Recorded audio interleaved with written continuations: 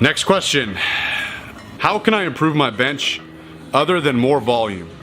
All right, let's think about this question for a second here. So when you're programming, there are two main things you need to consider: volume and intensity. Volume being the number of reps, intensity being percentage of your 1 rep max or weight. Those aren't the only two things you can manipulate. You can manipulate exercise selection or rest periods and things like that. But for sake of brevity, let's just talk about volume and intensity.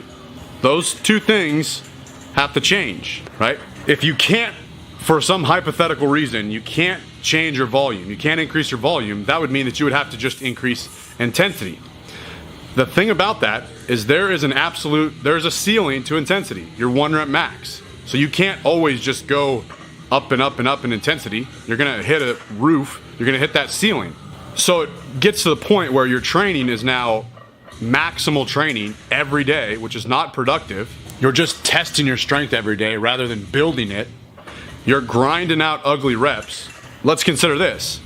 Doing the same thing every single day, for example, 3x5, every single day, not changing anything but intensity, just adding weight to the bar.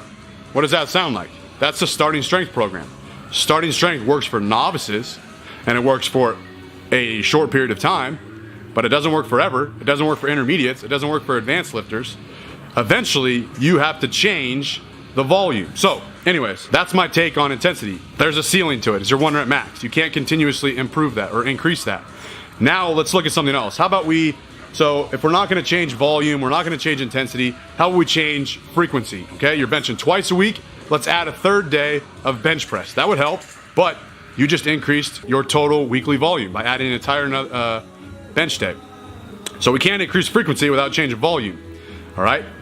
Maybe tonnage. You can manipulate tonnage, which is weight times reps. So for example, you did 100 pounds for 10 total reps. That's 1,000 pounds of tonnage, all right? There's two ways you can change that: manipulating volume or intensity. So I could say, all right, let's do 200 pounds for 10 reps. That's 2,000 pounds of tonnage, but you just increased to 200 pounds. That means you increased your intensity. So you just heard my take on intensity. Now, if you went 100 pounds for 20 reps, that's 2,000 pounds of tonnage, but you just manipulated volume, which you said for some hypothetical reason that you can't do. We could also change exercise selection. So let's say you're doing bench 3 times a week, normal bench press for 3 sets of 5, okay? We're gonna take one of those bench press days out and we're gonna add in a variation, maybe close grip bench, okay? For 3 sets of 5, because you're not changing the volume. Now you're really, in my opinion, just playing around with intensity, right? Less or more. So I'm gonna swap out bench press for close grip bench press. Now I'm just benching less weight because I can bench more normal than I can close grip. Or if you say, all right, I'm gonna do a slingshot day or a partial pin press day, you're lifting more weight. That's just manipulating intensity. You're still not changing volume.